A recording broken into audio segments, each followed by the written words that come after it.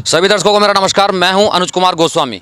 आज बात करेंगे जनपद मथुरा की। जनपद मथुरा के इस समय मैं गोवर्धन तहसील में मौजूद हूं और गोवर्धन तहसील में जैसे ही मैं घूमा हूं और देखा है तो यहां पर एक कुसुम सरोवर पड़ता है।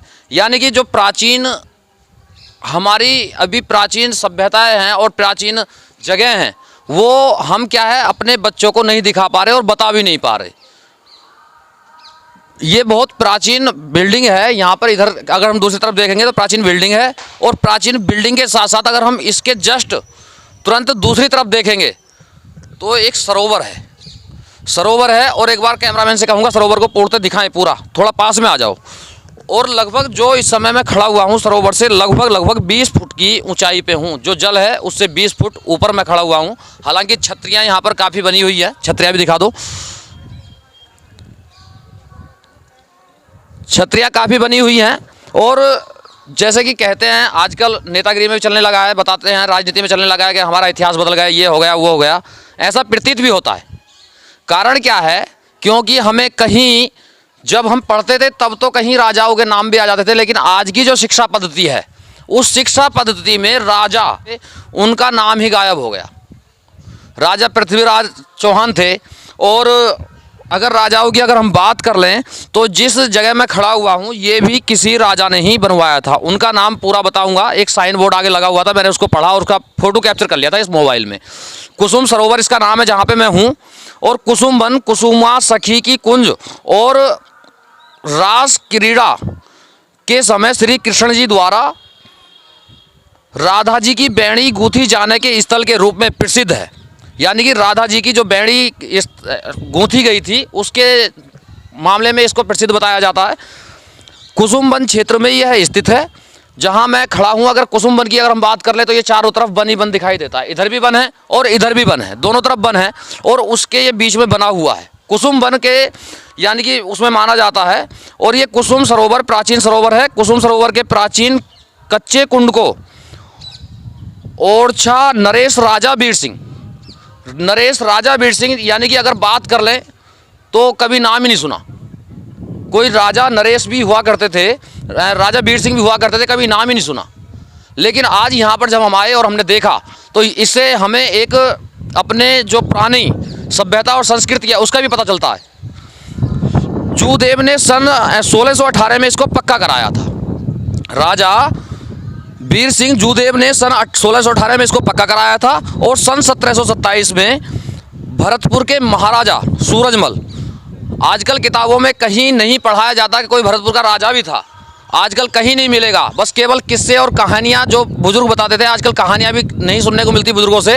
उन कहानियों में बताया जाता था कि एक राजा सूरजमल भी थे। राजा सूरजमल ने इसी कलात्मक स्वरूप प्रदान कर किया। सूरजमल के पुत्र महाराजा जवाहर सिंह ने सन 1768 में यहाँ अनेक छतरियों का निर्माण कराया था। यानी कि जो सूरजमल के पुत्र महाराजा जवाहर सिंह थे उन्होंने सन 1758 में ये जो छतरियाँ हैं इनका निर्माण कराया था। हालांकि यहाँ पर जो ये इस समय ये जो भूमि है और जो ये कुसुम सरोवर है ये अब गवर्नमेंट के अंडर हो चुका है, गवर्नमेंट की देखरेख में है। और गवर्नमेंट के ही यहाँ पर एक जो देखरेख में है, गवर्नमेंट द्वारा छोड़े गए यहाँ पर उनकी देखरेख में। और उनसे हम बात कर लेते हैं। एक बार आ जाओ, थोड़ा उल्टी तरफ आ जाओ। राधे राधे। जय श्री राधे राधे। अच्छा, अपना शुभ नाम क्या है? मेरा नाम डालचंद है।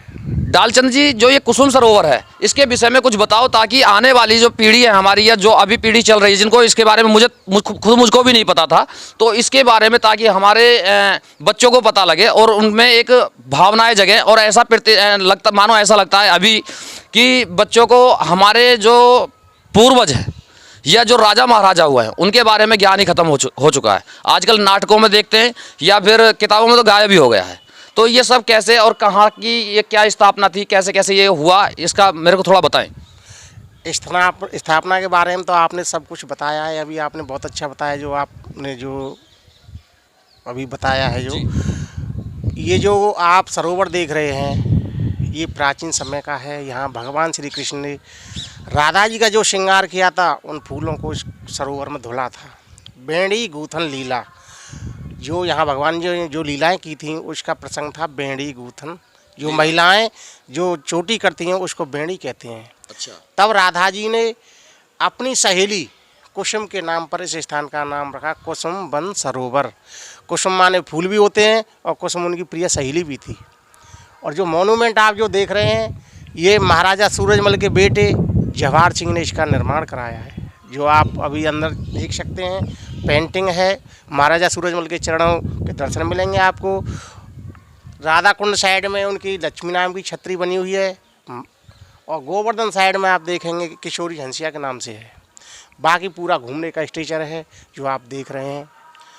अच्छा, ये जो इसको 1768 में बनाया गया, ये इसमें मैं देख रहा हूँ यहाँ पर अनेक जो छतरियाँ ये बनी है, 1768 में बनी है। महाराजा जवाहर सिंह ने बनाया है, सूरजमल के पुत्र ने। तो ये उसके बाद में इसको तोड़ फोड़ के दोबारा बनाया गया, ये जब से ही बनी ऐसी बनी हुई है? इसके बारे में नहीं। अगर हालांकि हम इस विषय की बात कर लें और भारत के इंजीनियरों की, जो आधुनिक भारत है और इस समय के जो इंजीनियर, अगर हम इनकी बात कर लें और उस समय के इंजीनियर की बात कर लें, तो उस समय शायद हो सकता है कि इतनी शिक्षा भी ना हो। लेकिन ये मेरा अपना मानना है कि ये काफ़ी समय पुराना बना हुआ, हो सकता है ये 100-200 वर्ष पहला हो। लगभग 400 वर्ष इसको होने वाले हैं। 400 वर्ष पहले बना, इस बिल्डिंग को बना दिया गया। लेकिन आज जो बिल्डिंगें बनती हैं, आज जो सरकार के भ्रष्ट इंजीनियर जो बिल्डिंगें बनाते हैं, वो बिल्डिंग 10 से 20 साल नहीं टिक पाती। 10 से 20 साल बिल्डिंग नहीं टिक पाती है, लेकिन ये 400 वर्ष से टिका हुआ है। आधुनिक भारत के इंजीनियरों, आपको रेलो और पेलो तब भी आपके समझ में नहीं आने वाला। आधुनिक भारत के इंजीनियरों, आप ये थोड़ा भ्रष्टाचार कम कर लीजिए, और भ्रष्टाचार कम करने के साथ साथ थोड़ा गोवर्धन, मथुरा घूम लीजिए और इन बिल्डिंगों को देख लीजिए। और दूसरी तरफ भी मैं दिखाता हूं आपको, एक गेट मुझे दिखाई दे रहा है, छतरी यहाँ है और इधर गेट दिखाई दे रहा है। आ जाओ, थोड़ा दिखाते हैं इधर भी। जी जी जी, बताओ, थोड़ा बताओ। कोई नहीं, जो आप इधर देखेंगे, बैक साइड में देख रहे हैं जी, ये गुलाब बाग के नाम से ही है। आज तो गुलाब बाग नहीं है इसमें, मगर भगवान के समय में ये गुलाब बाग ही था। ये जो गेट के पल्ली तरफ देखेंगे, उधर देखेंगे छतरी के बैक साइड में, पीछे साइड जो मेन छतरी है महाराजा सूरजमल की, उसके बैक साइड में जो गुलाब बाग है, उस स्थान का नाम आज भी गुलाब बाग ही है। ये गुलाब बाग है, ये गुलाब बाग है। और उधर भी थोड़ा दिखा देते हैं। हालांकि ये उस समय भगवान के समय में ये गुलाब बाग हुआ करता था। हालांकि आज की बात कर लें तो इसमें वन है और कीकड़ वगैरह यहाँ पर खड़ी है, लेकिन इसको अभी भी गुलाब बाग के नाम से ही जाना जाता है। जी,